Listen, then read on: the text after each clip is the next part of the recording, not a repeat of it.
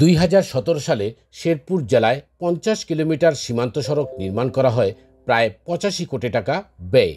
ফলে সুনামগঞ্জ, নেত্রকোনা, ময়মনসিংহ, শেরপুর, জামালপুর জেলার সাথে যোগাযোগ ব্যবস্থার বৈপ্লবিক পরিবর্তন ঘটে। কিন্তু দীর্ঘদিন সংস্কার বা রক্ষণাবেক্ষণ না হওয়ায় এই সড়কের বেশিরভাগ অংশ ভেঙে গিয়ে চলাচলের অনুপযোগী হয়ে পড়েছে।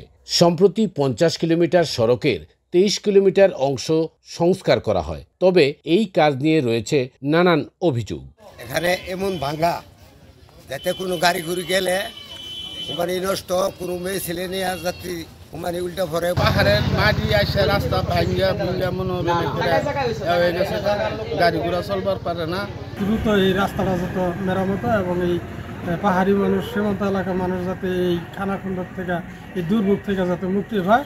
সড়ক ও জনপথ বিভাগের নির্বাহী প্রকৌশলী জানান, পর্যায়ক্রমে বাকি অংশ সংস্কারের উদ্যোগ নেওয়া হবে। রাংটিয়া থেকে শুরু করে আপনার নাগরগাঁও পোর্টের দিকে যে অংশটুকু আছে সেইখানে এই অর্থ বছরে টেন্ডার করা হয়ে গেছে, টেন্ডার ওপেন হয়ে গেছে।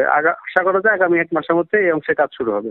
অতিরিক্ত ভারী যানবাহনের চলাচলের কারণে সড়ক ক্ষতিগ্রস্ত হয়েছে বলে জানিয়েছে সড়ক ও জনপথ বিভাগ। বিপ্লব দে কেটু, বৈশাখী সংবাদ, শেরপুর।